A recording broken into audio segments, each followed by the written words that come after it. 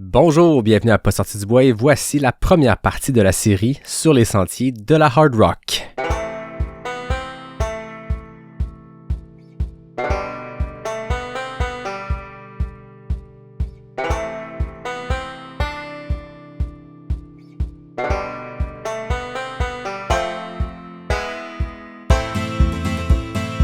La Hard Rock 100 est probablement la course la plus difficile d'ultra qui existe dans le monde.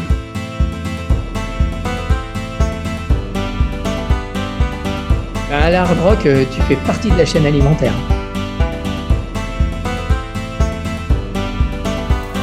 I'm so excited that Hard Rock gets to happen this year.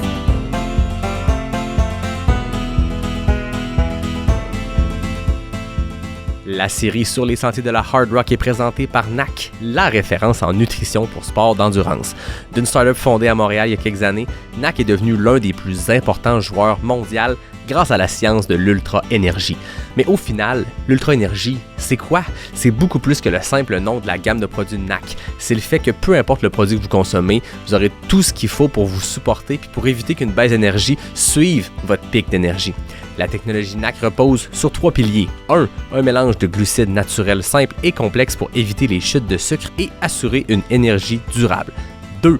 Des protéines complètes et durables avec des BCAA naturels pour réduire la fatigue musculaire et optimiser votre réserve de glucogène. 3. Un mélange d'électrolytes pour reconstituer les minéraux perdus par la transpiration et prévenir les crampes. C'est ça l'ultra-énergie. Pour découvrir la gamme complète, ça se passe sur le nac.com. Puis si tu te laisses tenter par un premier achat, utilise le code promo Pas sorti du bois pour avoir 15% de rabais. PASSORTIDUBOIS. Bon épisode tout le monde.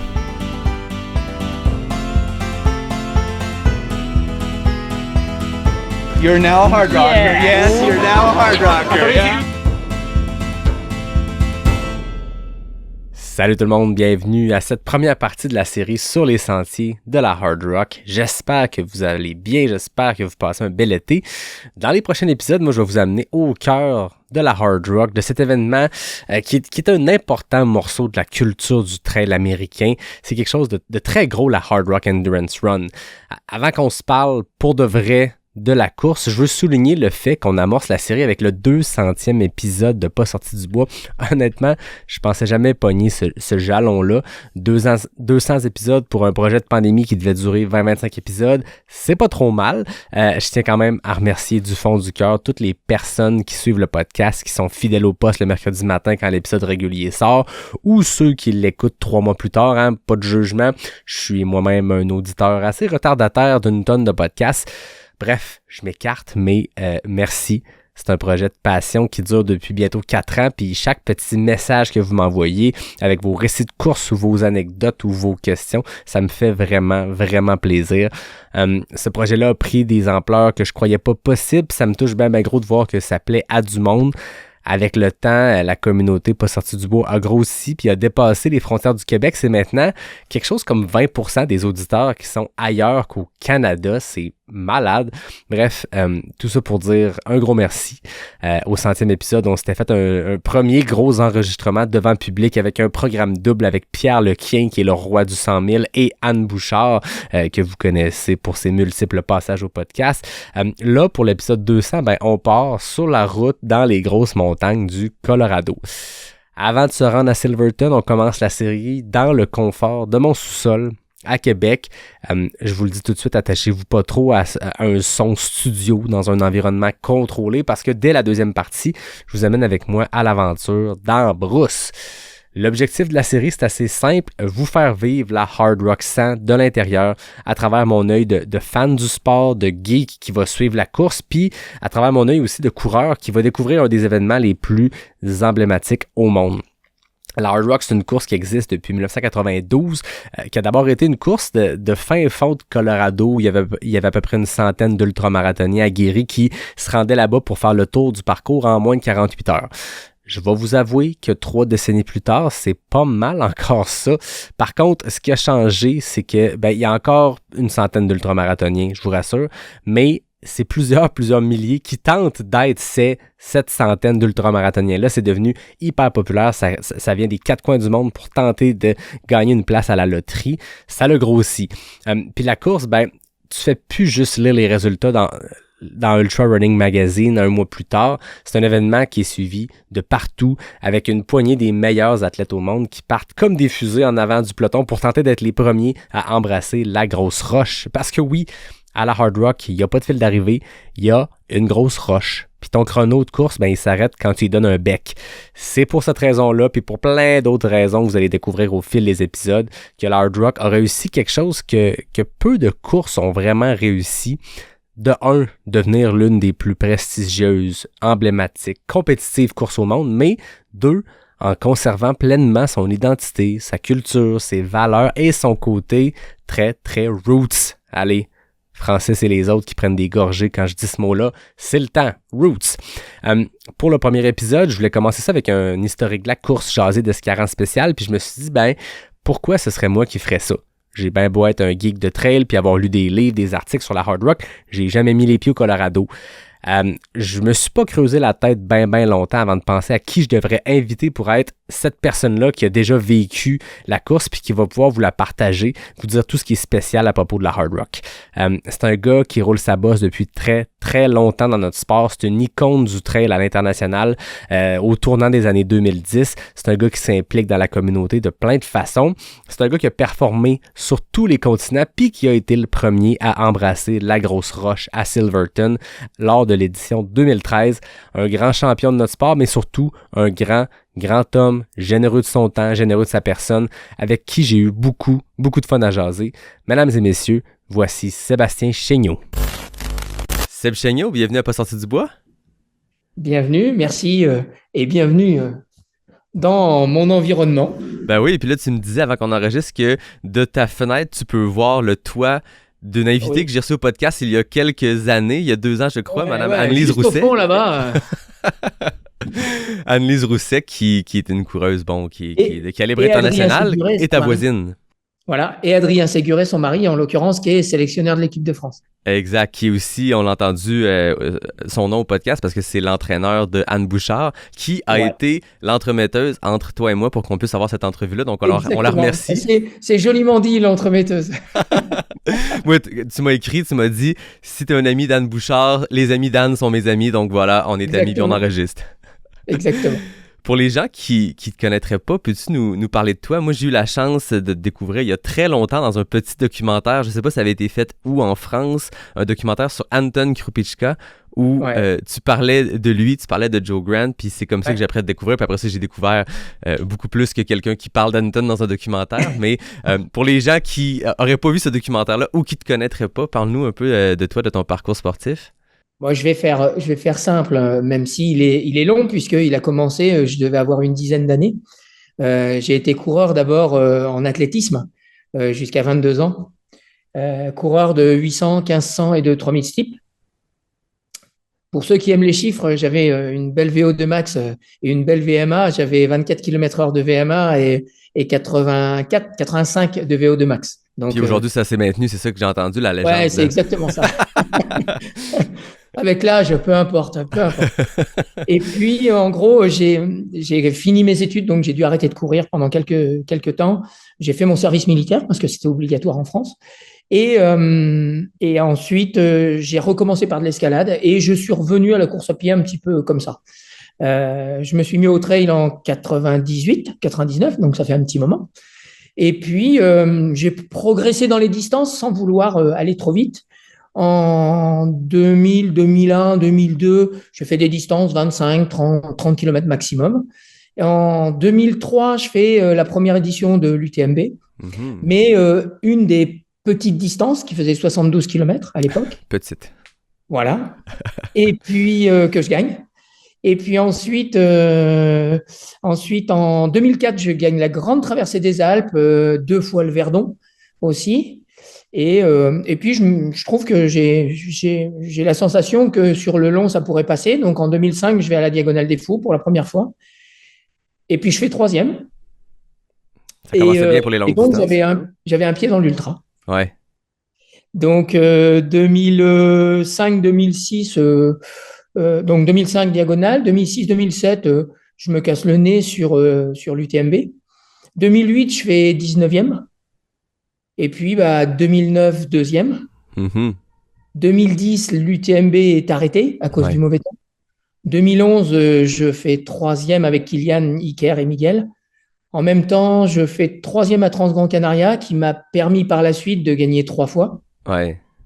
de faire une troisième place au Japon, de gagner la Hard Rock, de gagner une des distances au Japon aussi, de gagner en 2007, 2008, 2009 le Libyan Challenge dans le désert, c'est des courses de désert en autonomie complète, de gagner au Tchad, de gagner sur l'île de Jeju Island, qui est une île en Corée du Sud, qui est devenue Ok. une course de l'UTMB, Ouais. en Thaïlande, au Chili, en Argentine, aux États-Unis. Enfin voilà, j'ai eu la chance et de gagner le 26 km de l'Arigana. Exactement, c'est là où je m'en allais, mais je voulais clore ce magnifique palmarès par cette première place sur l'UTHC 28, qui à Ouais. l'époque était un record de parcours. Après, je vérifie si le record tient toujours, mais il me semble qu'à Je sais l'époque, pas. ça l'avait été. Ouais. Le 28, c'est drôle parce que Arikana a été longtemps sur l'Ultra Trail World Tour avec le 125, puis on parle des longues Ouais. distances, mais le 28 a eu son lot de grosses compétitions. Il y a une année, c'était toi. Il y a une année où il y avait Rob Crowar, qui est un double Ouais. gagnant de la Western State, qui avait terminé Eh oui. juste devant Mathieu Blanchard, qui était une semaine après son premier UTMB. Mais comment t'avais trouvé les sentiers d'Arikana? Bah, en fait, moi, c'était relativement simple. La bosse, c'est la bosse, c'est la première. C'est les 400 mètres de dénive sont au début. Au début. Et après, c'est vallonné, mais c'est que du petit sentier, que de la Ouais, relance. c'est très C'est roulant. très technique, en fait. C'est rendu très technique, avec des secteurs beaucoup plus roulants, hein, plus larges. Ouais. Et puis, les radadas finaux, Ouais. juste sur la fin, là, toutes ces montées-descentes, c'est ce qui est assez amusant. Et pour la petite histoire, donc j'avais gagné la course le dimanche matin, me semble-t-il. Ouais. Et le jeudi, je gagnais le 90 km au Japon. Donc, 4 jours après, en surcompensation complète, Ah oui. et voyager complètement en décalage horaire, complètement en vrac. Et je vais au départ, et en fait, je gagne le 90 kg avec, je sais plus combien il y avait, 4005 ou quelque chose comme ça. Et je fais 8 heures. Je fais 8 heures sur 90 kg. J'étais assez surpris, mais je pense que la surcompensation canadienne Ah, c'est ça. m'avait bien profité. L'air de Charlevoix a des vertus, hein. Exactement. Ça devrait être Ouais, et puis étudié. après, ayant été invité par Seb Cotte, je lui avais dit, Seb, si je viens, faut que j'aille à Tadoussac parce que il faut absolument aller voir les baleines, quoi. Ben oui. Et puis de manger les sandwichs de homard et enfin bon, c'est obligatoire, quoi. Exactement, c'est un passage obligé. Hein. Et puis une petite poutine de temps en temps, ça fait pas de mal. Pour la récupération, c'est peut-être ça qui a des vertus particulières. Hein? Et c'est peut-être ça.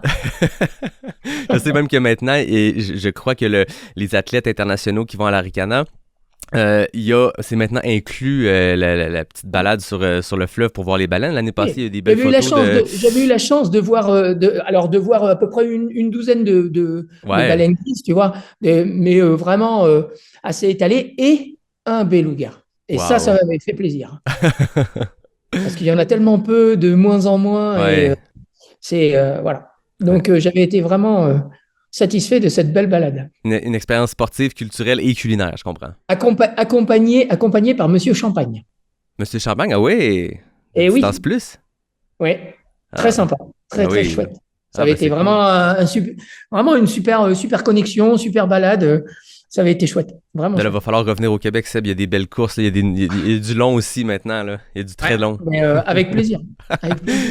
On est là pour parler de la Hard Rock parce que, je te le disais en introduction, c'est le début de la série Sur les sentiers de la Hard Rock, qui est une série de 8 épisodes où on va explorer en profondeur la Hard Rock. On va même s'y rendre. Mais là, pour l'instant, on n'est pas encore à Silverton. On aimerait y être pour faire cette entrevue-là, mais toi, tu ne seras pas cette année. Moi, je n'y suis pas encore.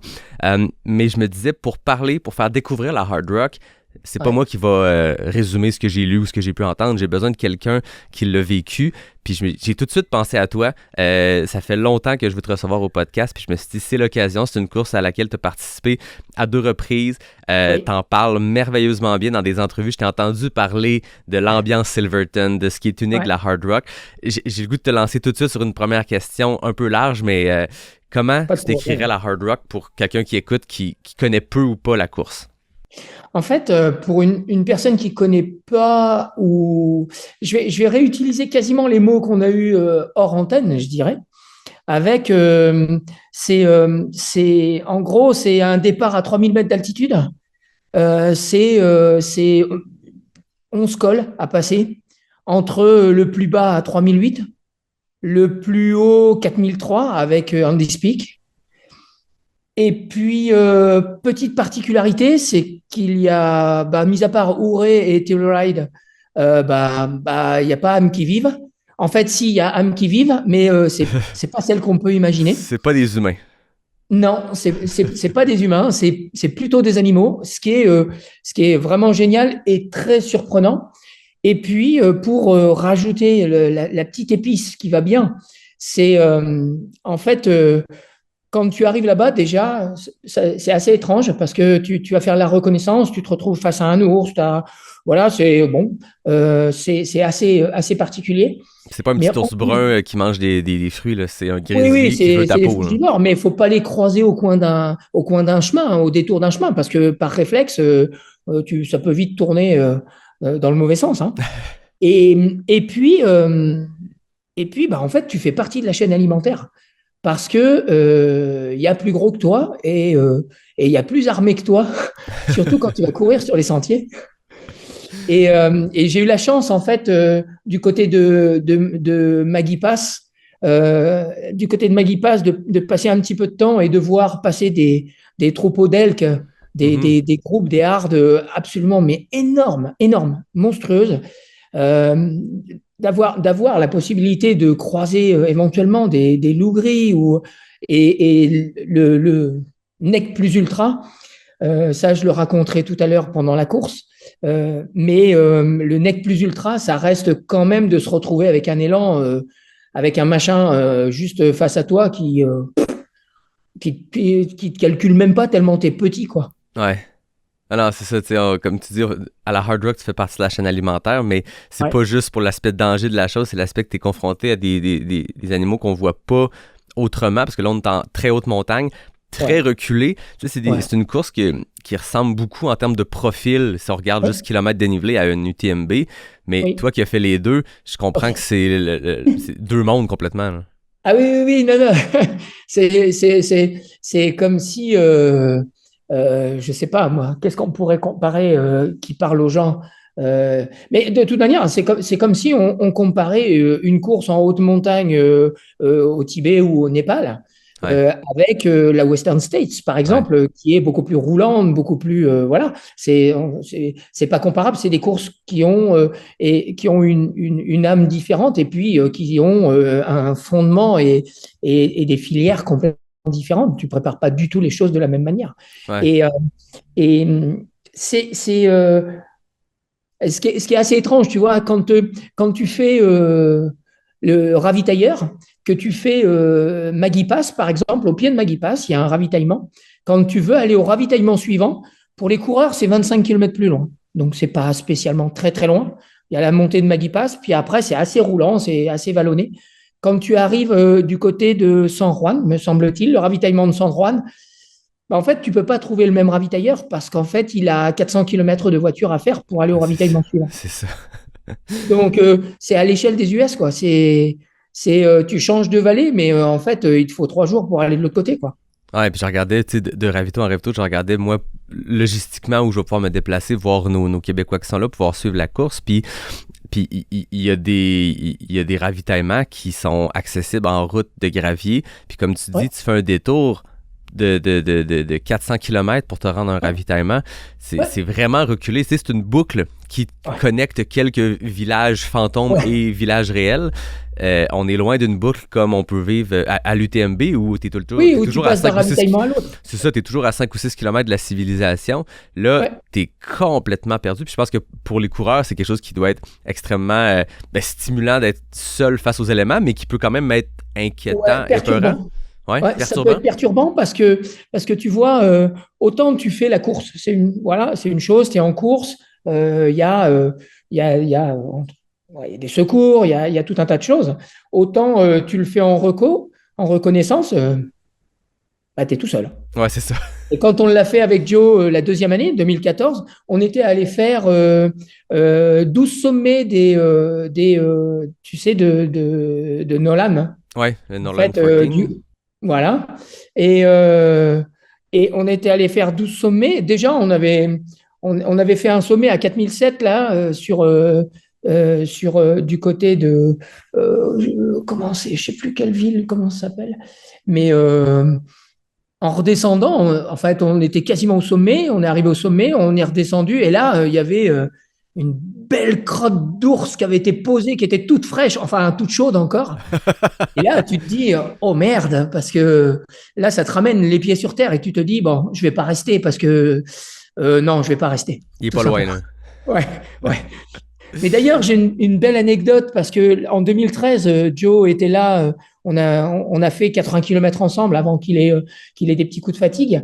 Et, et sur les 80 premiers kilomètres, quand on a passé Andy's Peak, pas Andy's Peak, quand on a passé Maggie's, justement, sur la grande traversée avant d'arriver au ravitaillement, on s'est retrouvé avec un bébé élan qui venait de naître en plein milieu du chemin. Et là, il m'a dit, oh là là, tu regardes en bas, moi je regarde en haut. Si on voit la mer, faut qu'on se barre, mais Ouais, c'est très ça. vite, parce que là on est très très mal. Ouais, c'est Et ça. moi j'ai gardé cette idée en tête voilà quoi, tu fais partie du truc quoi. Ouais.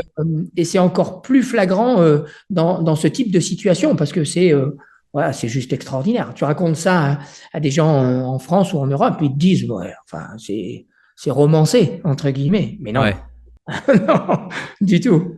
Non, c'est que tu sais, les Alpes, je les ai pas parcouru au complet, mais tu sais, les Alpes, c'est des montagnes magnifiques, mais où il y a eu du développement humain autour. Donc, Ouais, il y a des villages, il y a des stations balnéaires, il y a tout ça. ouais. Les Rocheuses, il y a quelques petits endroits où, tu sais, au Canada aussi, tu sais, il y a quelques petits endroits où la civilisation s'est installée, mais de manière générale, tu regardes les Rocheuses entre l'Alberta, puis ça Ouais. descend jusque, tu sais, je veux dire, ça traverse le Wyoming, le Colorado, Ouais. c'est des grands étendues où il y a aucun être humain qui ose Ouais. s'aventurer là. Fait que Et ce fameux c'est- couloir qu'ils ont réouvert justement pour la migration de certains animaux, dont les loups, entre Ouais, autres, parce que c'est vrai qu'il y avait des problématiques, entre autres, dans les endroits comme, tu vois, du côté de Yosemite et tout ça, ouais.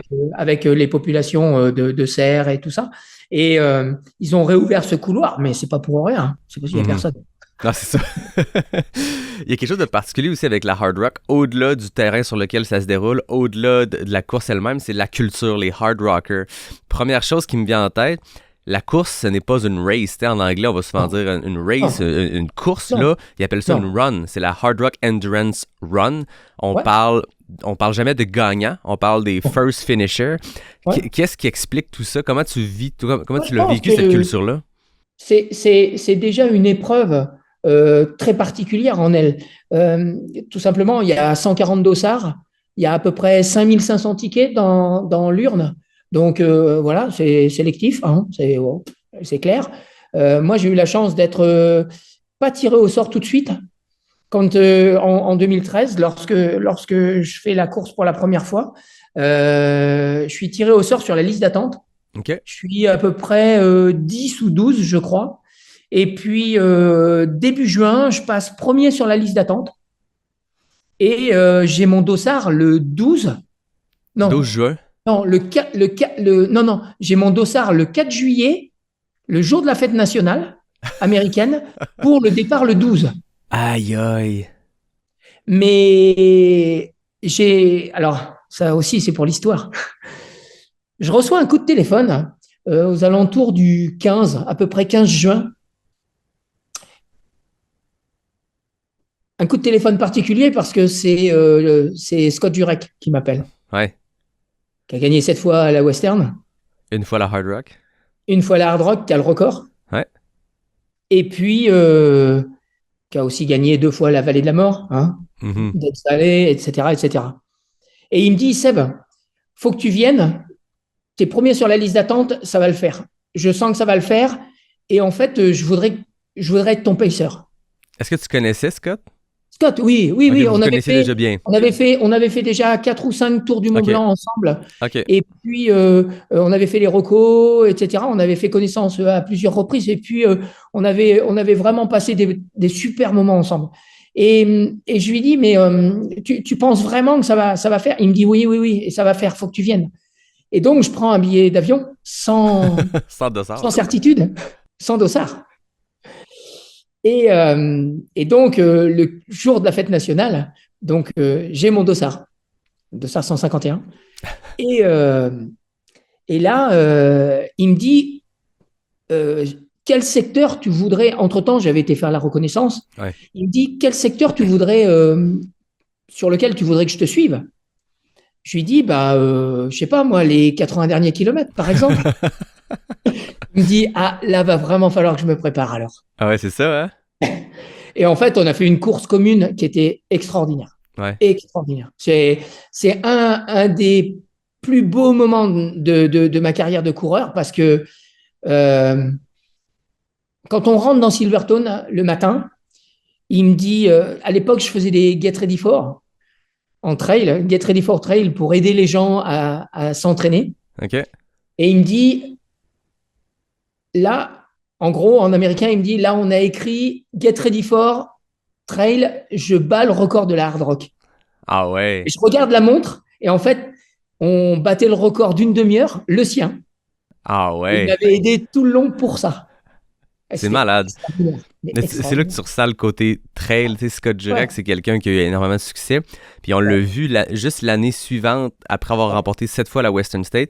Il y avait, je sais pas pour quelle raison, il voulait pas participer. Puis il avait PC quelqu'un qui a presque été le gagnant. Bon, il y a une longue histoire derrière ça, mais il avait PC la personne qui a traversé Auburn en premier. Ensuite, il décide de faire le pacer pour toi. Il veut te supporter pour battre son propre record. Tu vois la culture génial. Trail dans tout ça. Ouais, mais c'était extraordinaire.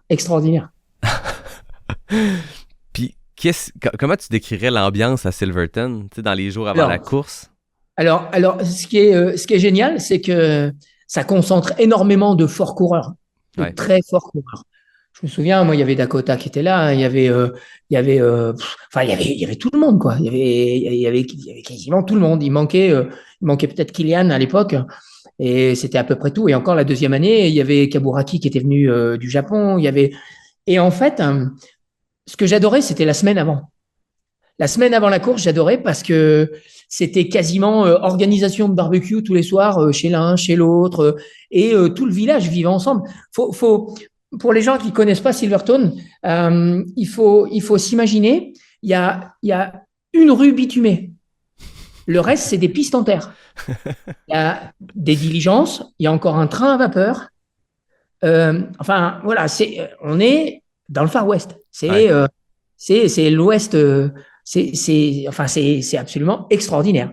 Ne serait-ce que pour l'ambiance, pour aller au Handelsbar. D'ailleurs, tu iras au Handelsbar pour moi parce que, sincèrement, quand tu vas rentrer dans le Handelsbar, tu vas t'asseoir, tu vas plus savoir où donner de la tête parce que le décor est exceptionnel. Tu manges, c'est extraordinaire, quoi. Et juste à côté du Handelsbar, tu as un petit café qui nous servait de point, je dirais, de point de connexion, parce que c'est le seul endroit où il y a du Wi-Fi. Et juste à côté, il y a le plus haut magasin au monde d'Harley Davidson. Le plus haut? Le plus haut au monde. Ben oui. Eh oui. 3000 mètres d'altitude. C'est malade. C'est malade complet. Et puis, c'est tout petit. Hein. Il y a peut-être 50 ou 60 maisons à tout casser. Ouais. Mais c'est une des plus grosses fêtes nationales du pays. Ah ouais? Le 4 juillet? Ouais, le 4 juillet. Donc, le 4 juillet, moi, j'y étais. Les hard rockers viennent et défilent, bien sûr. Mais c'est un truc de ma boule. C'est un truc de fou. Parce que les gens arrivent d'avance aussi à cause de l'acclimatation à l'altitude. Ouais, donc, faut aller là-bas 3 semaines avant pour être bien. 3 semaines avant, t'es déjà un peu dans l'ambiance de la course. Ah ouais, complet. Et puis, première semaine, tu montes pas les escaliers en courant. Hein. T'es vite calmé. Hein. Sauf si tu habites à 3000 mètres d'altitude ou à Flagstaff. Ouais, c'est ça. Ouais, c'est peut-être ça. Hein. Mais... Aïe, c'est ça, Silverton, c'est la hauteur. La ville est plus haute que le Grand Col Ferret. Ah bah oui. Qui est un des points les plus hauts. Le Grand Col Ferret, c'est 2005, tu vois. C'est fou, là. Ouais. Et puis, tu montes en Handispik, hein. Handispik, c'est 4003, hein. Donc, ouais, ouais, carrément, quoi. Et je me souviens même d'une anecdote où il y avait, je sais plus comment il s'appelle, notre ami canadien, un Canadien qui courait bien, hein, qui courait très, très bien. Comment il s'appelle? Il était-tu là en 2013? En 2014. 2014, je vais aller voir pendant que tu Ouais. racontes l'histoire. Adam Campbell. Ah oui, ok, oui, celui qui s'était fait frapper par la foudre. Voilà. Et bien justement, à Handispik, au sommet, cet éclair qui avait tapé sur la lampe, qui Ouais. avait cramé la batterie, mais fondu complet, et il remet une batterie et la lampe qui repart, quoi. Un truc de ma boule, ça. Hein. Ça n'a aucun sens.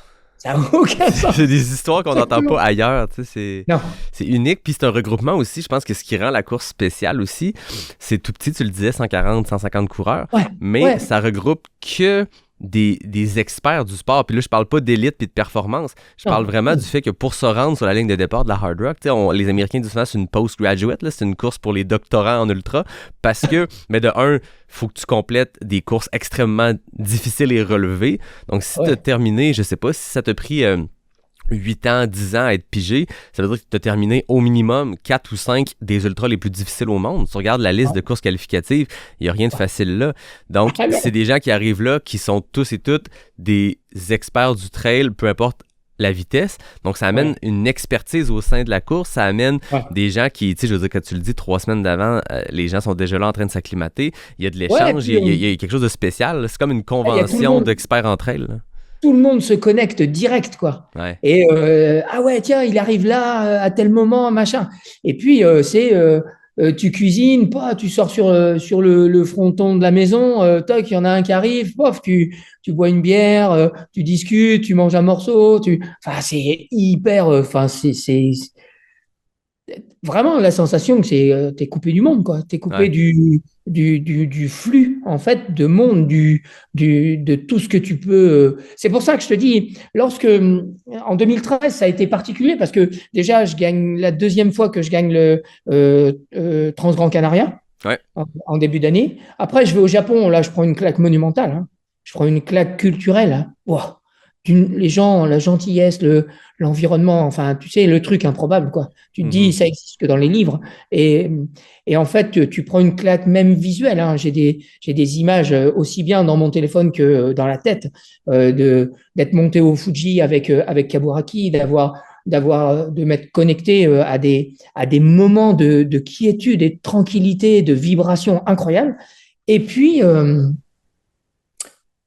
je vais derrière à la Hard Rock, quoi. Ouais. Tu vis deux expériences culturelles assez exceptionnelles. Et quelques 6 semaines après, je me retrouve sur la ligne de départ de l'UTMB. Pour là, 2013, ça devait se faire 8e, 9e fois, je crois. Et là, je me dis, mais qu'est-ce que tu fais là, quoi? Qu'est-ce que tu fais là?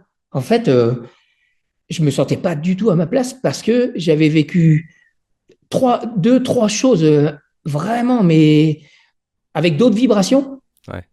Et là, je me disais, mais qu'est-ce que tu fais ici? Et j'ai fait 50 km et j'ai dit, non, mais je rentre à la maison, ça sert à rien, quoi. Aucun intérêt. Je suis rentré à la maison. Ouais. En plus, j'avais pas complètement récupéré parce que c'est une course qui laisse des traces. Hein. Ouais. Tu sais, j'ai beaucoup discuté avec François quand il a gagné la première ou la deuxième fois. J'ai énormément discuté avec lui parce que il a enchaîné avec l'UTMB. Et tu vois, il m'a dit, putain, au bout de 35 km à Notre-Dame-de-la-Gorge, il avait les jambes, mais des morceaux de bois, quoi.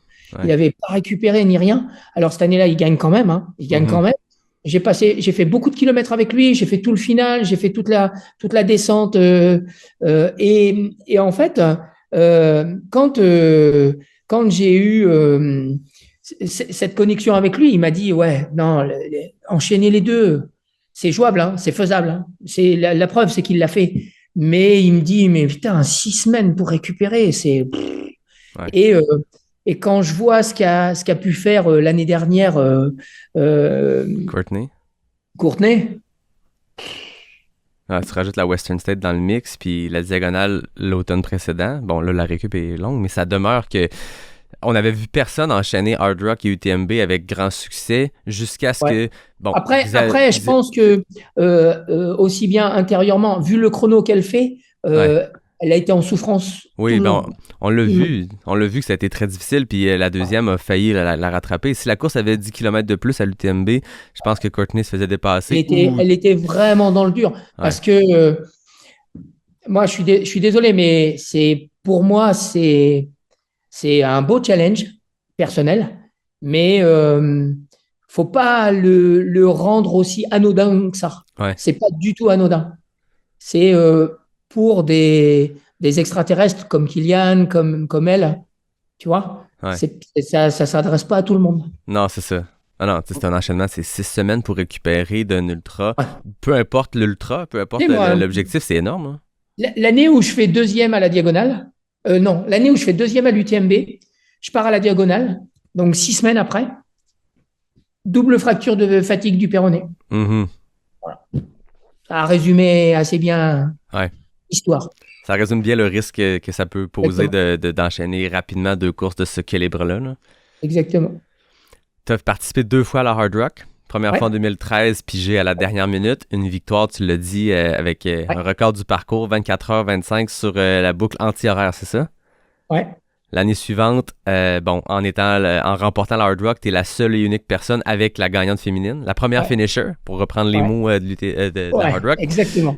Vous êtes les 2 seuls qui avaient droit à un dossard sans passer par le tirage. Tu y retournes en 2014, puis là, je pense que tu vis une expérience un peu différente. Comment tu raconterais cette comparaison 2013-2014?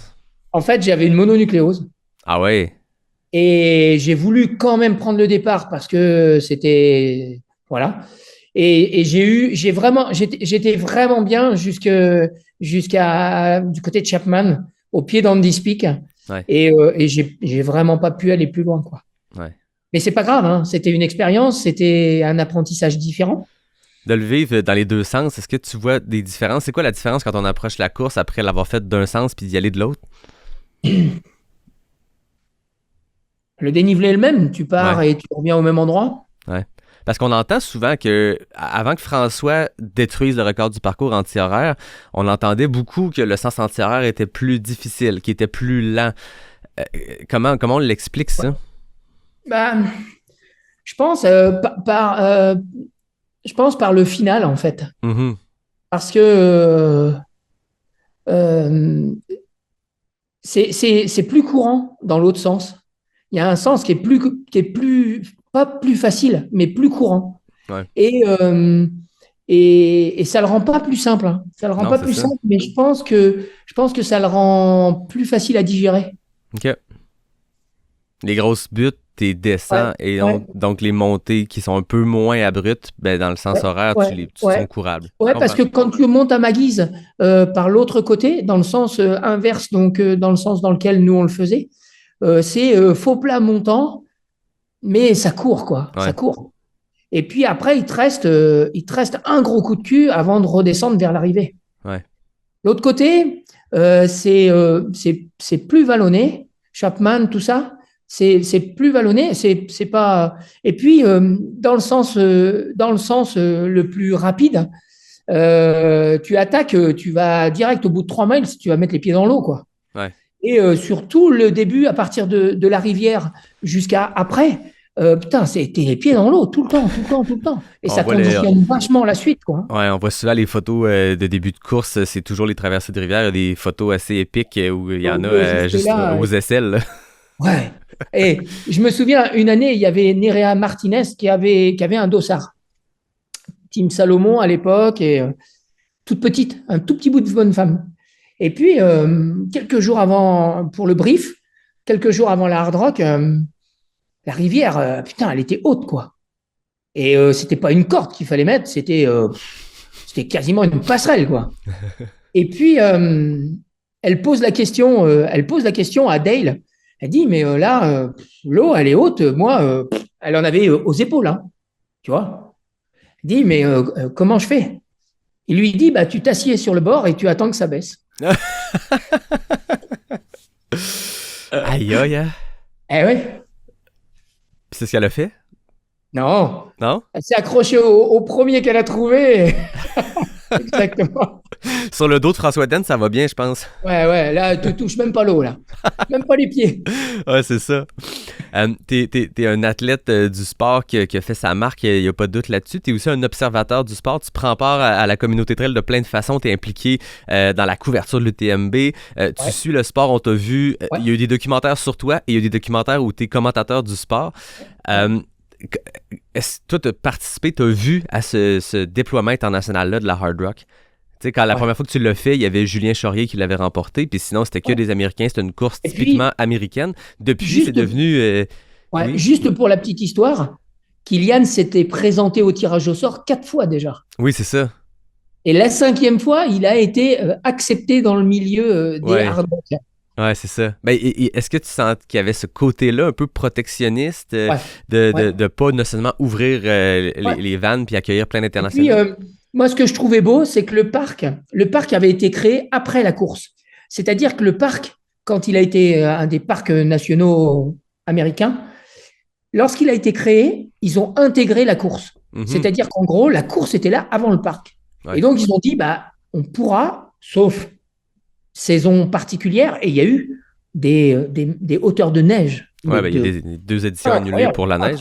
Incroyable. 2019. Et puis des années à incendie. Incroyable aussi. Donc, ces années-là, c'était vraiment difficile. Des années où ça a été annulé. Ouais.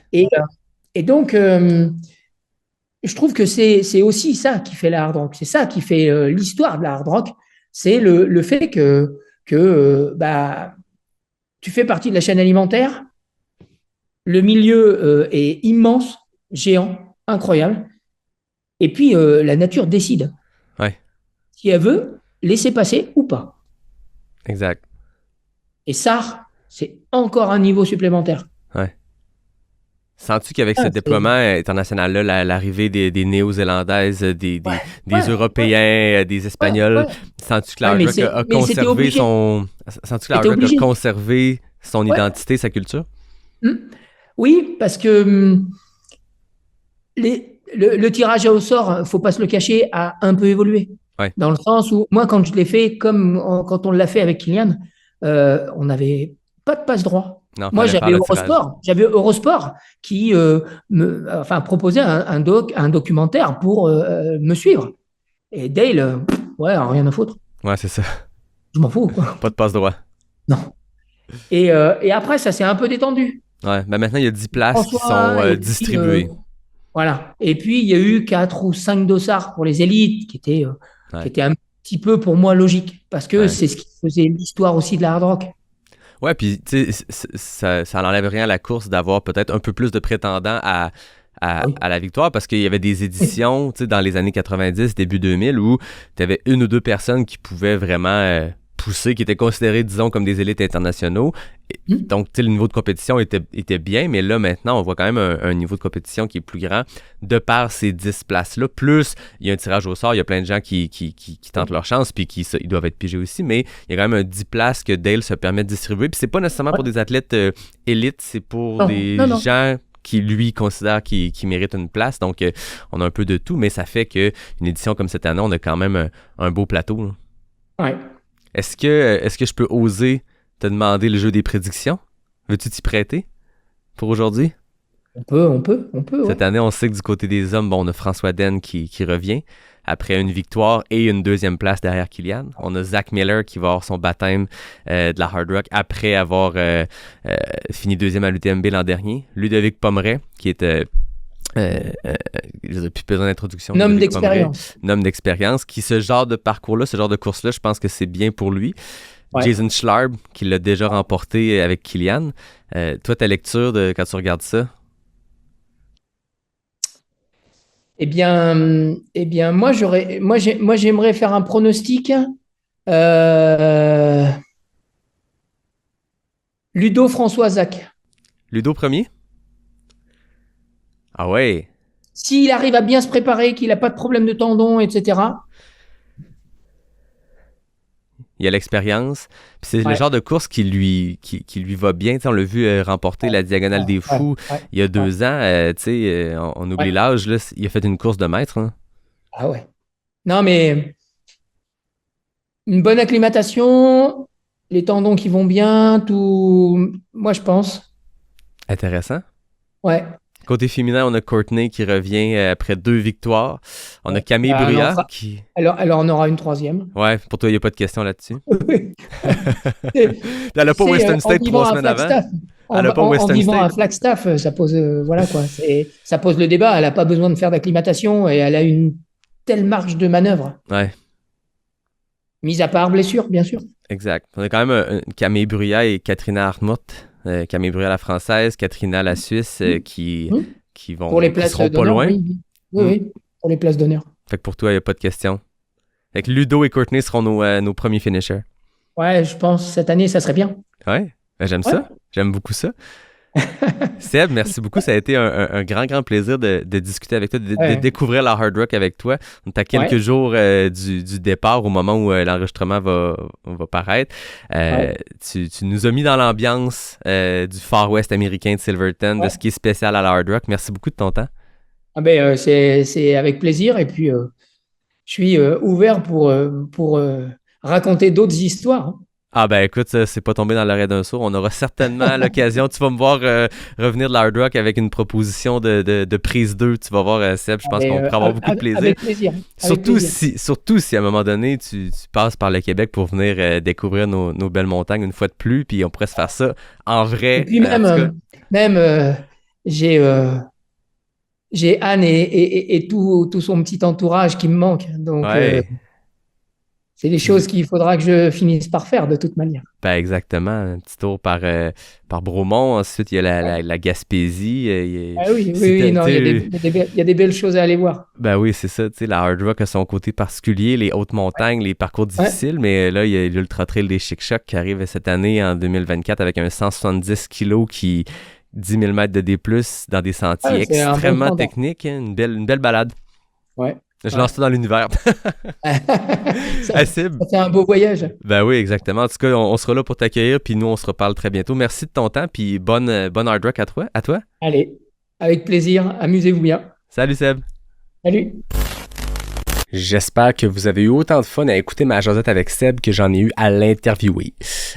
Pour la première partie de la série, je vous gâte avec 2 invités, puis le deuxième, vous le connaissez très bien. Je pouvais pas faire une série d'épisodes sur une course où il y a autant de calibre élite. Je pouvais pas vous faire vivre les histoires de cette course-là sans vous présenter les athlètes d'avant de peloton, puis de m'amuser au jeu des prédictions. Puis ça, je fais jamais ça, les prédictions, sans mon acolyte geek par excellence. Et j'ai nommé Nicolas Dan. Vous l'aviez deviné. À travers les années, vous nous avez entendu déblatérer sur l'UTMB, la Western States, mais pour la première fois, on vous parle de la Hard Rock en détail. Voici donc 2 courts messages de mes partenaires, suivis d'une jasette de geek spéciale Hard Rock avec mon ami Nicolas Dan. L'équipementier suisse On est partenaire de la série et s'assure qu'on soit bien habillé et bien chaussé pour profiter du Colorado. Né en 2010 de l'esprit visionnaire d'Olivier Bernard, ancien champion suisse d'Ironman, On a révolutionné le monde de la course à pied avec sa technologie Cloud Tech. Imagine des chaussures conçues à partir de morceaux de tuyaux d'arrosage qui offrent une propulsion réactive à chaque foulée. C'est ça la promesse Cloud Tech, une technologie brevetée qui a conquis les athlètes les plus exigeants, dont Roger Federer qui est devenu actionnaire de la marque en 2019. Avec On, tu fais pas juste explorer de nouveaux terrains, tu repousses les limites de l'innovation et du respect de l'environnement. Rendez-vous sur le on.com. Le partenaire voyage de la série est l'équipe Simpson, le regroupement de courtiers hypothécaires de l'ultramarathonienne Stéphanie Simpson qui fait partie de la grande famille Multiprêt Hypothèque. Acheter une propriété et trouver la meilleure option d'hypothèque, c'est comme naviguer sur des sentiers techniques. Faut trouver la meilleure voie pour avancer. C'est pas toujours facile, mais dans le cas d'une hypothèque, l'équipe Simpson est là pour t'aider à y voir plus clair. C'est eux les experts puis sont 100% dédiés à te trouver la meilleure option possible. Pour contacter Stéphanie et son équipe, ça se passe au équipesimpson.com. Nico Dan, bienvenue dans ce premier épisode de la série sur les sentiers de la Hard Rock. Et je pense que c'est un projet que tu connais un petit peu parce que On est un petit peu impliqué, si je me trompe pas, c'est ça? Ouais, on est un petit peu impliqué avec grand plaisir, honneur. Écoute, après avoir été l'architecte du début du partenariat entre Pas Sorti du Bois et NAC il y a 4 ans. Là, on sème une autre graine, on continue cette collaboration-là avec On, mais là, on n'est pas là pour parler de On, bien qu'on pourrait faire un épisode complet là-dessus. On est là pour parler... C'est une mini Jazette de Geek, hein, la semaine passée, il y a 2 semaines, les gens ont pu entendre notre Jazette de Geek pré-Western State. Là, je me disais, premier épisode de la série sur la Hard Rock, on peut pas ne pas faire une mini Jazette de Geek puis t'inviter pour en discuter parce que moi, je vais faire vivre la course de l'intérieur avec les athlètes qui y participent de tous les niveaux, mais ça reste qu'il y a ce petit côté geek-là. La Hard Rock, c'est une des courses les plus importantes dans le paysage mondial du trail. Toi, je veux dire, qu'est-ce que ça représente pour toi, la Hard Rock? Mais moi, ça représente beaucoup, genre, dans le sens où ça reste que c'est une des plus grosses courses des États, on va se le dire. C'est très, très légendaire. Mais tu sais, moi, ça va toujours un peu, vu que j'ai fait le Tour, ça a toujours été une course un peu qui ressemble quand même dans le terme de l'altitude, les grosses montagnes.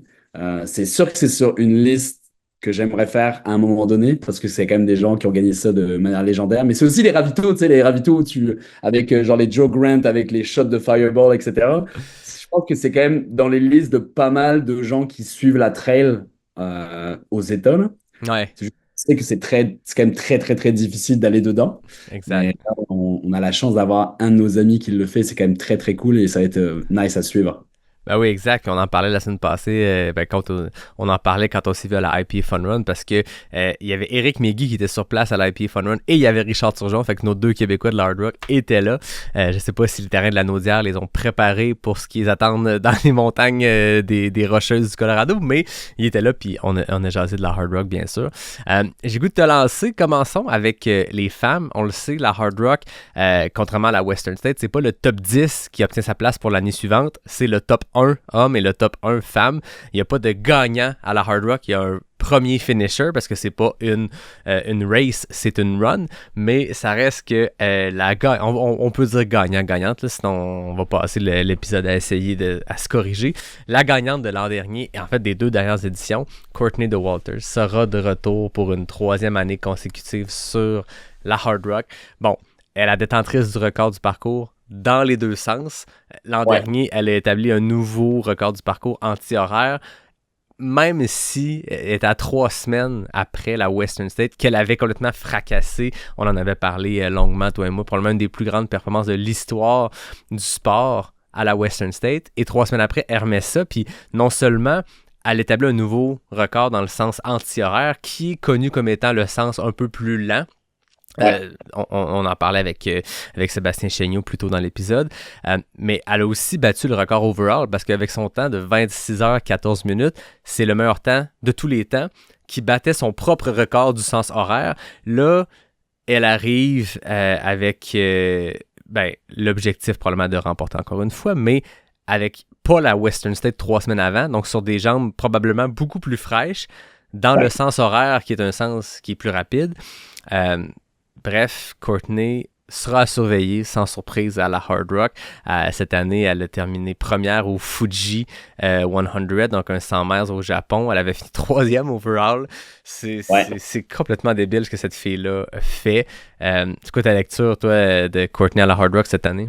Tu sais, ça va être super intéressant à voir parce que, comme tu l'as dit, là, elle vient avec des jambes fraîches. Donc là, elle vient avec un gros training, ça va être quand même super intéressant à voir parce qu'elle va sûrement pouvoir se placer aussi genre overall. Puis tu sais, on peut être super étonné, il y a quand même beaucoup de gars sur la Hard Rock, on va le voir après, hein. Mais c'est sûr que tu sais, elle pourrait se positionner. Moi, je serais vraiment pas étonné de l'avoir top 10 overall. Tu sais, pas facilement, mais c'est super envisageable, hein. Ah ouais, mais j'ai pas de voir, mais pour moi, le record va sauter, là. Exact. À moins que les conditions soient vraiment exécrables, mais même à ça, même quand c'est des conditions difficiles, elle pète les records. Donc, bref, Courtney, c'est la première qu'on présentait parce qu'elle est notre gagnante de l'an dernier. Le gagnant masculin, on y reviendra tantôt, Aurélien Dunampala, ne sera pas de retour cette année. Donc, on va avoir un field qui n'a pas le gagnant de l'an dernier. Ça va être intéressant. Côté femmes, je pense que c'est très important de parler de Camille Bruyère, qui est une Française qui roule sa bosse depuis vraiment longtemps. Récemment, elle a gagné le 94 km de la Maxi Race d'Annecy, le 106 km de la Peña Golosa Trail en Espagne. L'an dernier, 2e à la Diagonale des Fous derrière Katie Scheid. C'est une fille, écoute, elle a une victoire à Cape Town, au Templier, le 80 km en 2022. Deuxième à l'UTMB 2021. Je veux dire, c'est une coureuse française des Alpes. Elle s'entraîne dans les Alpes. Elle a très, très bien performé chaque fois qu'elle a fait des courses très montagneuses. Ça sera sa première à la Hard Rock, mais je veux dire, la première fois qu'elle s'est pointée à la Diagonale des Fous, elle a terminé 5e. Elle n'a pas besoin de se faire les dents 3-4 fois sur une course avant de bien faire. Donc, Camille Bria sera à surveiller et elle a une pacer de luxe en la personne de Marianne Hogan. Apparemment, une PSE de luxe. Mais ouais, ça va être super. Camille, je pense qu'on la présente pas. Là. C'est une coureuse accomplie. Puis je pense que la préparation qu'elle a l'air d'avoir eue, je pense que c'est parfait pour ça. Là. Ouais. Ça va être à voir comment elle va partir. Est-ce qu'elle va partir vite? Puis comment ça va se passer avec Courtney? Là, parce qu'on va le voir après avec les autres filles. Mais pour moi, ça va quand même être une bataille pas mal dès le départ entre les deux. Moi, je miserais sur le fait que Camille prenne plus de lead au départ. Puis qu'après ça, un petit truc... C'était la stratégie de Courtney dans les dernières années à la Hard Rock. Elle a laissé partir l'an dernier Annelise Rousset-Séguret très vite, puis finalement, elle l'a rattrapé plus tard. Si je me trompe pas, Sabrina Stanley avait été devant elle aussi en 2022. Fait que tu sais, je pense que Courtney fait sa course, puis mord pas beaucoup à l'hameçon d'une compétitrice qui, elle, va partir un peu plus vite. Fait que ça serait intéressant de voir le début de course entre Camille et Courtney. On parle de ces deux-là. Je pense que c'est officiellement les deux favorites dans la tête de tout le monde. Par contre, j'ai goût de te parler de deux autres filles qui seront à surveiller. Katrina Hartmut, une Allemande qui vit en Suisse, qui a une grosse feuille de route, deuxième à l'UTMB l'an dernier. Juste ça, c'est suffisant pour qu'on la place, je pense, dans nos têtes comme une des favorites. L'UTMB, pas exactement la même track que la Hard Rock, mais quand même, si tu performes bien à l'UTMB, je pense que ça peut être synonyme d'une belle performance à la Hard Rock. Une fille qui était au trail Andorra 100, genre il y a quelques semaines. Donc, est-ce qu'elle arrive avec des jambes fraîche? Bon, elle avait assez de temps pour récupérer, mais elle l'a remporté en juin, cette course-là. C'est une fille qui a aussi gagné les Gare Ultra Trail, le 100K en 2023, troisième à la TDS. Donc, on parle d'une fille qui est quand même... qui a tout ce qu'il faut pour très, très bien faire à la Hard Rock. Et la dernière, je sais pas si on peut la considérer comme une des favorites, mais c'est une histoire à raconter. C'est quelqu'un que je vais tenter de rencontrer à Silverton pour essayer de lui parler. C'est Claire Banwart, une Française qui a terminé 5e l'an dernier, mais qui enchaîne les courses à un rythme complètement fou. Son palmarès donne le vertige pour vrai. T'sais, pour vous donner une idée, entre le mois de janvier 2024 et la Hard Rock. Fait que là, des fois, à date, les filles qu'on a nommées ont fait 1-2 courses, 1-2 grosses performances. Elle, attention, attachez-vous, elle a remporté la Mountain Spine Race, la version hivernale en Grande-Bretagne, un 420 km hivernal. Elle a remporté ça. Elle a gagné le Trail 4 200 miles en Espagne. Elle a été première au Lake Zurich 100K, troisième à l'Istria 100, donc en Croatie. Quatrième sur le Mute 115. Le field était énorme à Mute cette année, surtout côté féminin. Elle termine quatrième avec autant de kilomètres avec dossard dans les pattes. Ensuite, elle remet ça au Trail Menorca Camille de Cavals, un 185 km en Espagne, qu'elle a remporté. 10e au Scenic Trail 130K en Suisse.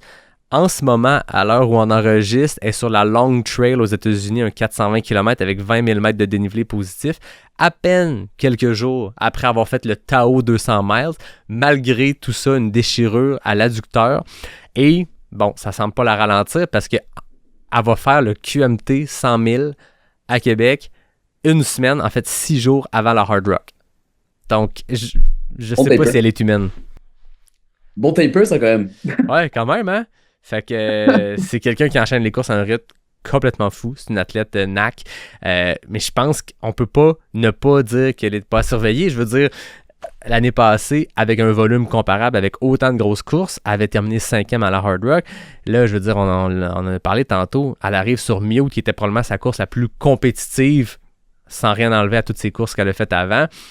Puis elle termine 4e, malgré un enchaînement qui n'a pas de sens. C'est impressionnant.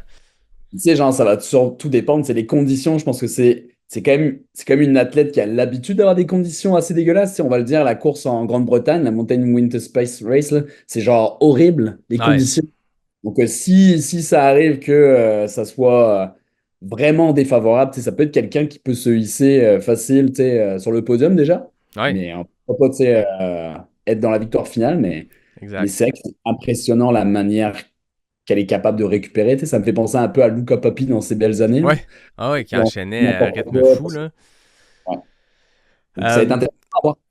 Fait qu'on a 4 femmes qui sont comme dans la catégorie du à surveiller. T'en avais-tu ciblé d'autres? Toi? Y a-tu d'autres noms que t'as vu dans la start list qui attiraient ton attention? Mais il y a quand même beaucoup, beaucoup de noms, je te dirais. On a aussi des Canadiennes dedans. Hein. Tu sais, on Mhm. a Claire Heslop, c'est une Canadienne, elle a été à 19e à l'UTMB. Euh, mais tu as quand même dedans, tu as même une autre Canadienne qui a fini 7e à la Hard Rock l'année dernière. Je sais pas si Ouais, tu l'avais vu, Nikki ouais. Bates. Mais pour moi, ça va être vraiment, celle qu'on a nommée, ça va vraiment être tu sais, les personnes les plus à même de faire un podium. Tu sais. Donc Ouais. ça va sûrement jouer entre ces quatre-là. Mhm. Euh, on va se le dire vraiment, on va faire notre top 3 après, mais je pense vraiment que notre top 3 va vraiment se ressembler. Mais Probablement, c'est sûr que la Hard Rock, le field est beaucoup, beaucoup plus petit, 150 personnes au total. Là-dessus, il y en a la moitié qui sont des gens qui l'ont au moins déjà terminé une fois. Il y a quelques places distribuées par le directeur de course. On le sait depuis cette année, là, c'était comme un secret de polichinelle, mais là, c'est officiel. On le sait qu'il donne des places, mais c'est pas toujours non plus à des athlètes élites, c'est plus des gens qui lui décident, qui sont méritants d'une place. Donc, c'est sûr qu'on n'a pas un field qui peut être aussi profond qu'un UTMB ou une Western, mais on peut se lancer dans le jeu des prédictions. J'ai présenté les femmes favorites. Tu vas t'occuper des hommes tantôt. Donc, je vais me lancer en premier dans mon top 3 dans mon podium, puis on verra après si ça se ressemble. J'y vais dans l'ordre qui ont été présentés parce que c'était l'ordre naturel, mais je pense que c'est la prédiction, c'est celle-là. En tout cas, de mon côté. Courtney, première femme. Camille, deuxième. Camille a clairement le potentiel de remporter cette course-là parce que c'est une athlète d'exception qui performe bien dans ces conditions-là, mais là, on parle de Courtney dans son élément, dans ses montagnes, à vie au Colorado. La Hard Rock à la maîtrise, après avoir eu un DNF à son premier essai, elle a explosé les records du parcours les 2 dernières années. Elle arrive avec un build-up beaucoup plus modeste cette année, donc avec des jambes encore plus fraîches. Je vois pas comment ça peut pas être Courtney la première, mais Camille, je pense que c'est un nom à surveiller pour la Hard Rock. Si elle a le goût d'y revenir, c'est quelqu'un qui peut clairement être la première femme à embrasser la roche, mais pas cette année, selon ma prédiction. Donc, Courtney 1, Camille 2, Katrina 3, Claire Barnwart. Je l'aurais placé sur le podium, mais là, la déchirure à l'adducteur et l'enchaînement, je veux dire, 6 jours après le QMT, avec la Long Trail, avec le Tao 200, c'est un enchaînement en 3 semaines qui est stratosphérique. Et je pense pas qu'elle peut compétitionner avec ces 3 filles-là qui sont très compétitives puis qui font pas 800 miles de course dans les 2 semaines avant la course. Là, j'exagère. Là. Toi, de ton côté? ben, je veux pas être original, mais c'est le même que toi. Je pense que c'est le choix naturel, mais on espère se faire surprendre. Tu sais, tu peux pas ne pas dire Courtney, tu sais, c'est impossible. Surtout avec l'aspect, je pense, l'aspect fraîcheur, ça joue vraiment beaucoup. L'aspect fraîcheur, tu sais, puis tu sais, Camille a fait la Maxi Race il n'y a pas si longtemps, même si tu sais, Courtney a fait sa course au Japon. Mais je pense que Courtney, c'était vraiment plus avant que la dernière course de Camille. Puis le fait que, tu sais, elle est au Colorado, je sais que là, en ce moment, Marianne, elle s'entraîne avec Camille aussi à Boulder, tu sais. Ouais. Mais moi, je pense naturellement, tu sais, Courtney, Camille, puis Katerina juste après.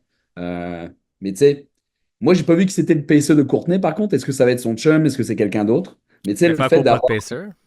Ouais, ou peut-être pas pacer. Mais tu sais, genre, si tu sais, on peut voir un truc magique entre Marianne et Camille, puis que parce que Marianne connaît bien Courtney aussi. Là. Ouais. Donc, Ouais, ça puis va tu être sais, l'année intéressant. passée, ça reste que Annelise a donné une bonne course à Courtney, Sabrina Stanley a donné une bonne course à Courtney aussi, tu sais, ça demeure une seule journée dans la montagne, puis Courtney enchaîne des journées parfaites, ou en tout cas en apparence parfaite, ou du moins sans grande faille, depuis des années. Ça fait longtemps que Courtney a eu une course qui, en apparence, est difficile, soit un abandon, ou soit justement pas une victoire. Je me rappelle pas la course qu'elle a pas gagnée récemment.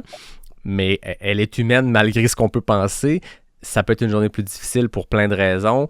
C'est de la haute montagne, c'est des conditions changeantes. Camille, c'est une fille qui s'entraîne dans ces conditions difficiles-là, qui a un mental d'acier, qui a terminé la diagonale des fous à plusieurs reprises. Tu sais, mentalement, physiquement, elle a tout ce qu'il faut. Je pense que c'est potentiellement la coureuse la plus redoutable contre qui Courtney va s'être battue sur ce parcours-là. Avec tout le respect que j'ai pour Annelise Rousset, tout le respect que j'ai pour Sabrina Stanley, là, dans ce cas-ci, c'est la candidate, c'est probablement la candidate numéro 1 au monde en ce moment pour pouvoir challenger Courtney sur ce parcours-là. Là, je vois pas qui d'autre pourrait passer aussi proche de battre Courtney sur un parcours comme la Hard Rock. Là.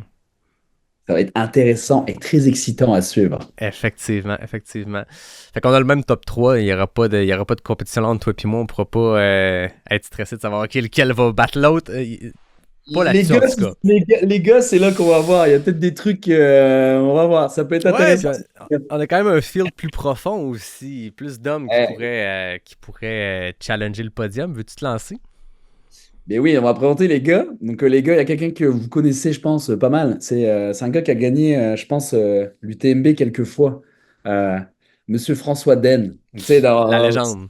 La légende François, tu sais, il a quand même gagné genre 4 fois l'UTMB, 4 fois la Diac, c'est quand même impressionnant, tu sais. Donc là, j'ai hâte de voir parce que c'est quand même un build-up pour le Tour des Géants aussi. Il y a le Tour des Géants derrière.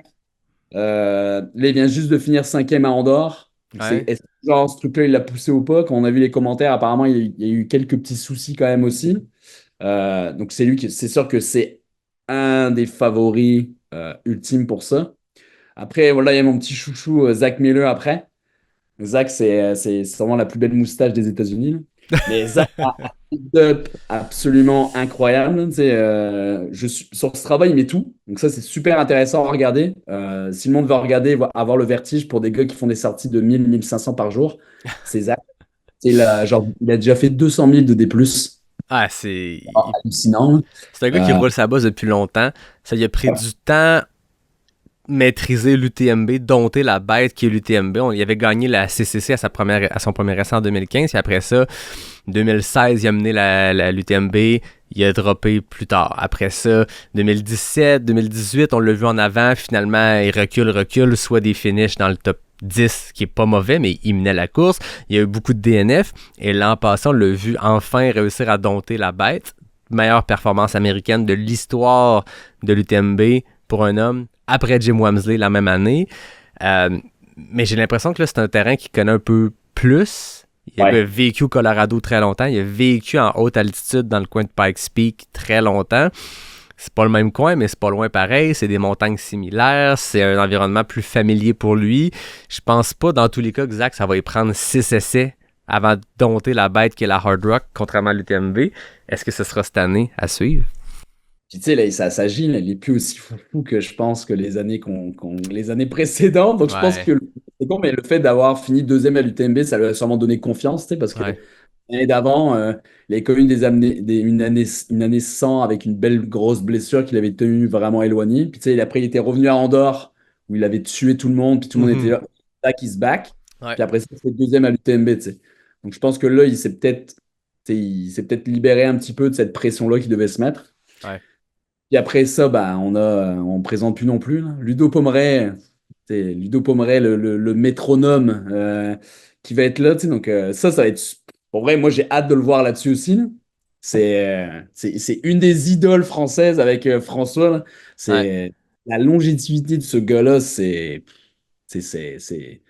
Moi, personnellement, à son âge, si je suis encore à un bon niveau, je serais très, très, très heureux.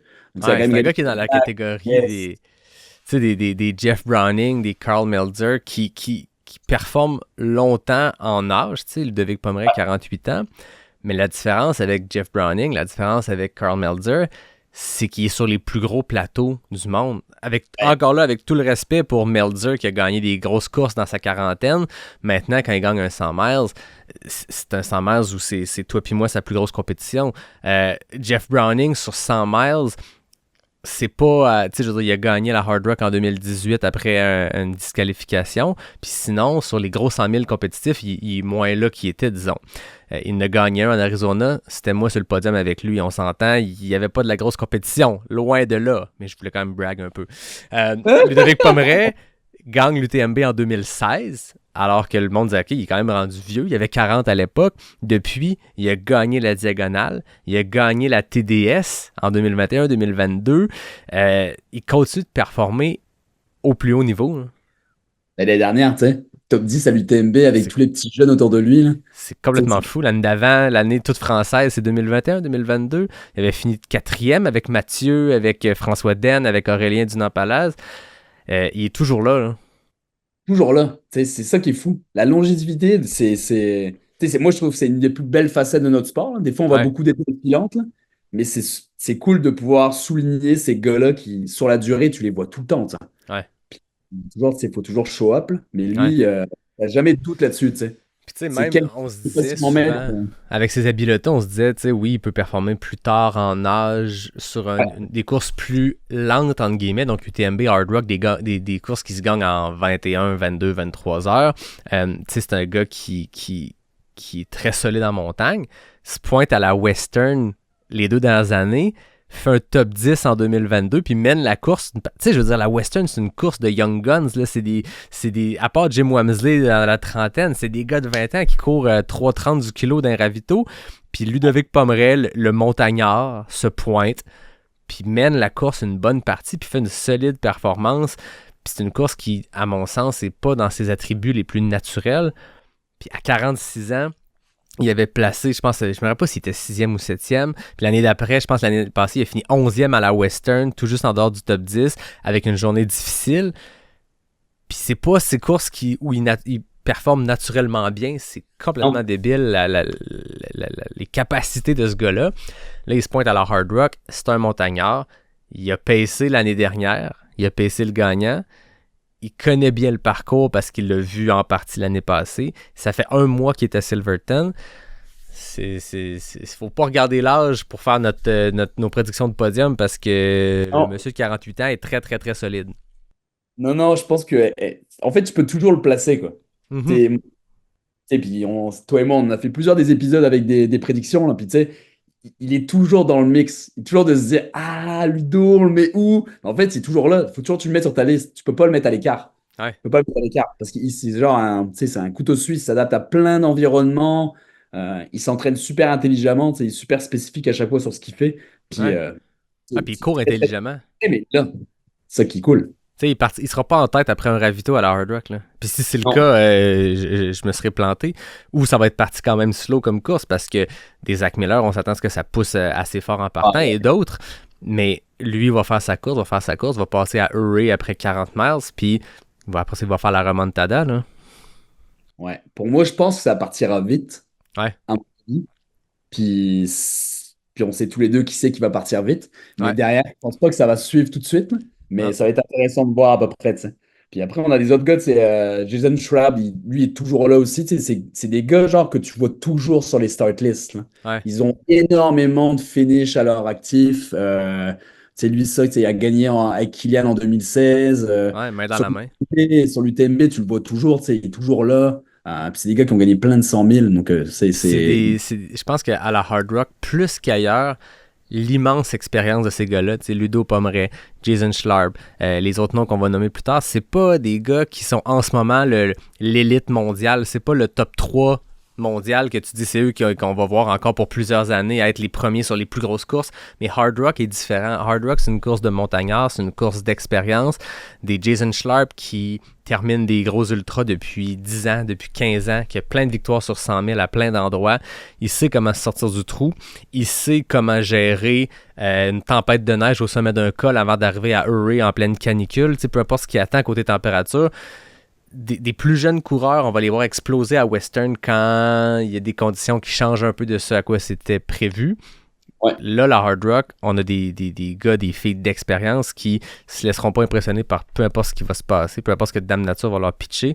Puis Jason Schlarb, c'est le genre de gars que si ça explose en avant du pack parce que ça part trop vite, pourrait faire sa petite course puis finir main dans la main avec un Ludo Pomeré puis tu sais, je veux dire, montrer que les vieux loups sont capables de dompter les jeunes fusées, là. Ouais, c'est ça. Puis en parlant de vieux loups, on sait très bien de qui on va parler après, là. Monsieur Speed Goat, là. Ouais, il y a Karl Metzer qui est là, tu sais, il a gagné 5 fois. Ouais. Tu sais, 47 victoires sur 100 000. Tu le présentes même plus, là. Tu sais, Ouais. les gens qui suivent le trail, ils savent très très bien qui c'est Karl Metzer, là. Puis tu sais, Ouais, il y a une des choses les plus connues du sport qui est nommée en son honneur. Ah. Je veux dire, 47 victoires sur 100 000. Je veux dire, qui dans la vie a 47, 100 000 à son actif? Lui, il est rendu à 80 quelques. Ça veut quand même dire qu'il gagne un 100 000 sur 2 qu'il fait depuis 20 ans. Hein. C'est ça, tu sais, le taux de réussite est quand même très très bon. Ça n'a pas de sens. Et ça, tu sais, c'est de dire, tu sais, il est là sur la start list, oui, tu sais, c'est sûr que on va pas le mettre vainqueur. Personnellement, j'ai pas mis vainqueur. Non, ça serait Dans nos, embêtant. dans nos cœurs, peut-être qu'il est vainqueur, mais il sera pas vainqueur de la course. Mais c'est sûr que, tu sais, encore une fois, tu as tellement d'expérience, puis sur les longues distances de même, avec des conditions un peu dégueu, certaines personnes qui peuvent vraiment tirer leur épingle du jeu, là. Ouais, c'est un gars qui Mais s'est aligné 8 fois sur la Hard Rock, l'a terminé 5 ou 6 fois, 6 ou 7 fois. Je pense qu'il y a 1 ou 2 DNF dans les années où il poussait vraiment en mode compétition. Là, il est vraiment en mode finisher, il l'a dit, il est là pour en finir. Il veut finir 100 000, puis il approche tranquillement ce chiffre-là. Fait que la Hard Rock, c'est une occasion de revenir à la maison puis de participer à la course qu'il a remportée 5 fois. C'est encore lui aujourd'hui qui a le plus de victoires, ex-aequo avec Kylian. Je pense pas qu'il est là pour gagner, mais encore là, conditions difficiles, course extrêmement difficile. Ce gars-là a fini plus de 100 000 que n'importe qui d'autre sur le départ. Il a gagné plus de 100 000 que n'importe qui d'autre sur la Terre dans l'histoire du sport. Si ça va mal, lui, il va continuer d'avancer. Puis lui, Schlarb, Pommeret, pourrait causer des surprises. c'est ça. Puis après ça, on a Monsieur Diego Passos, là, ce qui est genre Ouais. sûrement un des coureurs les plus sympathiques du circuit. Avec son petit nœud de cravate. Il est très, très, très sympathique. Mais ça, tu sais, lui, pareil, tu sais, ça va être placé. Tu sais, il a quand même des résultats notoires un petit peu. Tu sais, Cappadocios, il a fini premier en 2021. L'UTMB 2021, septième. Deuxième au Mute, qui est très, très exigeant. TDS aussi. Donc, c'est quand même des terrains, tu sais, ultra pentus. Donc, Ouais. ça, il connaît à peu près ces trucs-là. Donc, tu sais, moi, je pense vraiment pas qu'il sera là pour la victoire, mais ça va être un gars qui va peut-être se placer, tu sais, haut du top 5, peut-être s'il a vraiment une très, très bonne course après, là. Ouais, Puis c'est un gars après, qu'on entendait beaucoup le nom dans les belles années de l'Ultra Trail World Tour. C'est ceux qui sont, comme toi et moi, qui se sont tapés les vidéos recap de l'Ultra Trail World Tour, dans le sens qu'on avait, dans ce temps-là, on avait une vidéo récapitulative de 20-30 minutes par course de toutes les courses de l'année. Puis Diego Passos c'était toujours là, 2017, 18, 19, c'était des grosses années. Mais historiquement, on a souvent vu des gars arriver à la Hard Rock 5, 6, 10 ans après leur prime, puis l'emporter ou avoir des grosses performances parce que, encore là, c'est une course qui joue beaucoup plus sur l'expérience que sur la performance physique au sommet de son art, là.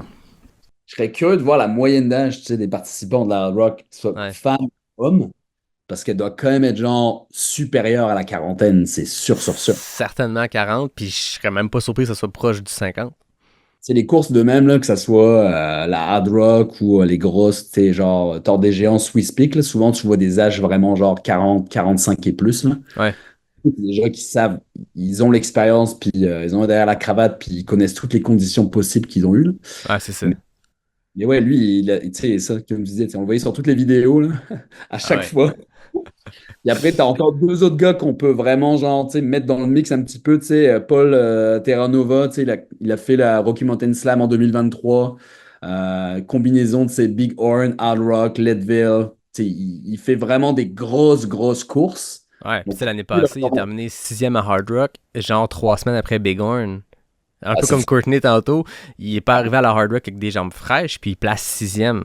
Fait que là, cette année, moi, de ce que j'ai vu, ce gars-là faisait pas encore le Rocky Mountain Slam, là, fait qu'il se tape pas 500 000 dans les rocheuses en genre 8 semaines. Ce qui est très bon. D'arriver avec des jambes fraîches à Hard Rock, je pense que c'est une très, très bonne, bon truc. Quand même. Ouais, puis après, tu as Nick Coury, là. Il a fini 6 fois. C'est quand même. Faut quand même le noter, là. Tu sais, t'as de l'expérience sur le parcours, tu connais toutes les sections, tu connais toutes Il a sûrement eu différentes conditions en plus à chaque fois. Ouais.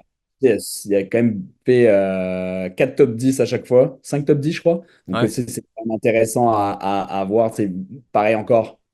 Ça peut être dans le mix, mais pour moi, il sera sûrement pas top 5, mais on sait toujours jamais, tu sais. Ouais, c'est Mais puis, ça, il fait le Western plus Hard Rock. ça. Ouais, Ça, il c'est fait les quand deux même, cette année, fait que... ça, c'est quand même assez comment on dit ça? Euh, tendu quand même. Ouais, Ça va être... t'arrives. Tu sais, puis s'il se donne un peu à Western, ce qui risque d'être le cas, je veux dire, c'est un 100 000, il va courir pendant 100 000. 3 semaines, c'est rapide comme récup, là. Courtney, l'année passée, a fait quelque chose d'assez exceptionnel, mais on peut pas comparer qui que ce soit avec Courtney. Tu sais, avant ça, très peu de personnes avaient réussi à faire le combo assez rapidement. Tu sais, Courtney a même le record au général. Elle a battu le record masculin même du combo de course.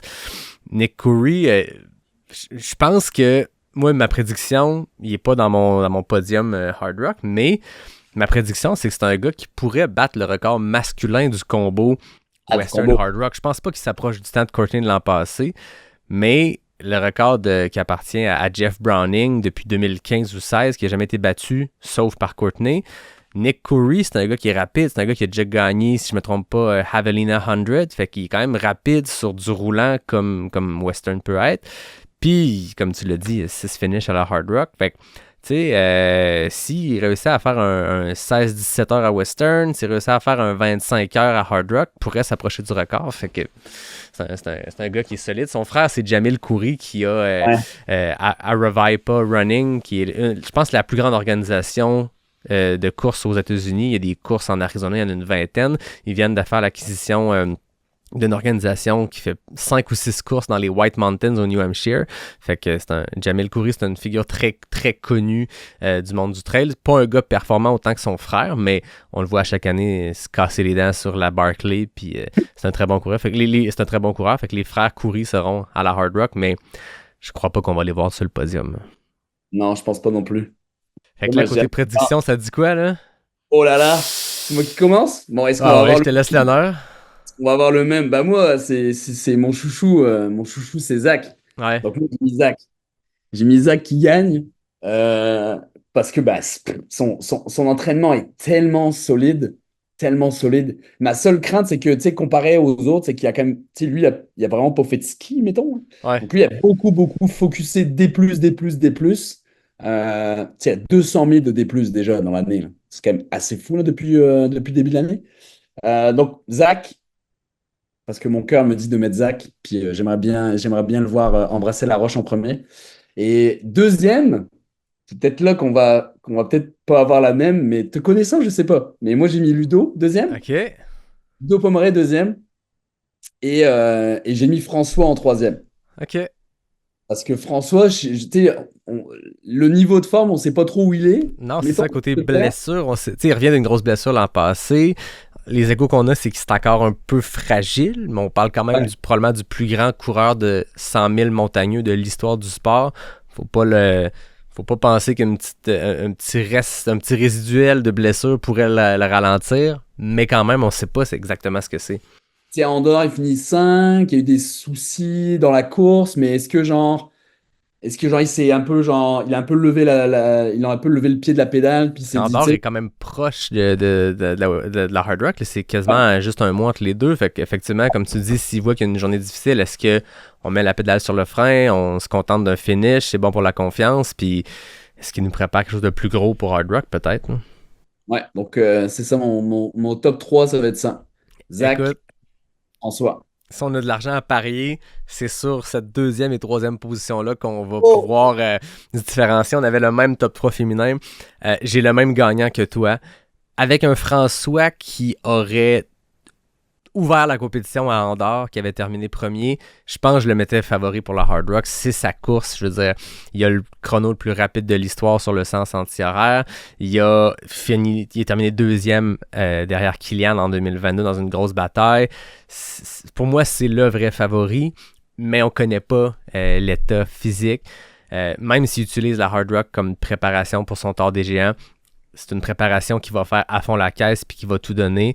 Je le mets deuxième derrière Zach. Je pense que Zach Miller est un nouvel homme depuis 1 an ou 2. Il va partir vite parce que c'est Zach, parce que c'est sa façon de courir, mais on l'a quand même vu être un peu plus prudent l'an dernier sur l'UTMB. Puis malgré tout, il s'est quand même brûlé les ailes en volant trop près du soleil. L'année passée, on s'entend à l'UTMB parce que dans la dernière 30 km de l'arrivée, Jim Wamsley a fait le gros dépassement. Zach a fait une solide deuxième place, mais je pense qu'il aurait pu l'emporter, mais il était parti très très fort. Là, c'est la Hard Rock. Je pense que tu peux pas partir aussi fort que l'UTMB parce que c'est encore plus pentu, c'est plus technique.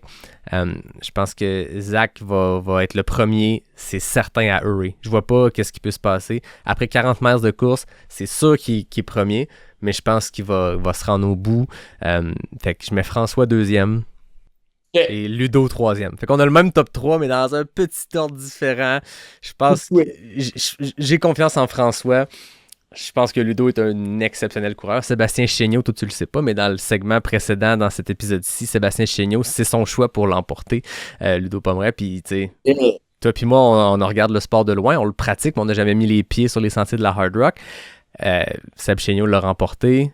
Lui, il met ses billes sur Ludo Pommeret. Ça sera intéressant, mais moi, c'est Zach. Donc, toi et moi, on voit M. Miller traverser en premier. J'allais dire traverser la ligne d'arrivée, mais embrasser la roche, embrasser le caillou en premier. Et ouais, on va avoir la vérification, mais j'espère vraiment avoir raison sur celle-là. Ça serait intéressant. Hey Nico, c'était le fun, cette jasette de geek, format court. On a quand même réussi à être plus concis que d'habitude quand on le fait pour d'autres. Mais merci beaucoup, c'était le fun de te recevoir. Puis ça me permet de débuter cette nouvelle série-là en te remerciant aussi parce que t'es partenaire de la série avec On. Fait que merci beaucoup d'avoir sauté à pieds joints dans ce projet-là. Yes, merci à toi. C'était très le fun, comme d'hab. Ce qui restait à faire, c'est que Richard voulait qu'on te torde le bras un peu pour que tu viennes à Hard Rock avec nous. Je pense qu'en tant que partenaire de la série, avec On, il faut absolument que tu sois sur place pour t'assurer que la visibilité de On est prévue comme c'était. Ça prend une vérification de terrain, ça peut pas juste être à distance. Fait que je pense que tu es obligé de venir avec nous. Là. Ouais, il m'a à l'IPA Fun Run à la fin, là, autour d'une bière, là, juste quand j'étais en train de ranger tout mon stock, il était genre là, Nico, t'es obligé de venir. Hein. Tu sais, Richard, si j'avais vraiment le temps, je serais venu avec grand plaisir. Il va falloir que tu y retournes. À ce moment-là, si tu le sais, ben, je pourrais planifier mieux mon horaire. Ouais. Mais tu le sais, ils disent que les vrais hard rockers, quand tu termines la hard rock, tu deviens dans la grande famille des hard rockers, mais il y a une partie des hard rockers qui disent qu'il faut que tu le termines dans les deux sens. Fait que là, cette année, Richard va le terminer, j'en suis certain, dans le sens horaire. Mais il va falloir qu'il y retourne pour le sens anti-horaire. S'il veut vraiment être un vrai hard rocker, le mettre sur son CV. Fait que je pense qu'à son sens anti-horaire, on va te tordre un bras, puis là, on va réussir à te convaincre. Ça va être enregistré. Là. Ouais, c'est ça. Pour le sens anti-horaire, je viendrai avec lui. Merci, on a une preuve audio de ça, donc tu pourras pas t'en défiler. Là. Non, je suis un gars qui tient cette promesse en plus. Ah oui, c'est clair. Hey, merci beaucoup, Nico. C'était cool de jaser dans ce premier épisode de la série sur les sentiers de la Hard Rock. Merci à toi. Ciao, mon pote. Ciao. Sur les sentiers de la Hard Rock est présenté par NAC, le partenaire officiel de la série et la référence mondiale en nutrition pour sport d'endurance. Le partenaire équipementier de la série est le fabricant suisse On, alors que le partenaire voyage est l'équipe Simpson, un cabinet multiprêt hypothèque. Le partenaire brassicole est Noctem Artisan Brasseur. Je tiens aussi à remercier David Hébert pour le design graphique du podcast. Merci aux fidèles auditeurs qui sont présents semaine après semaine depuis bientôt 4 ans. Merci aussi à ma blonde Jenny, ma mère Nathalie et mon gars Elliot qui sont avec moi au Colorado pour cette série d'épisodes.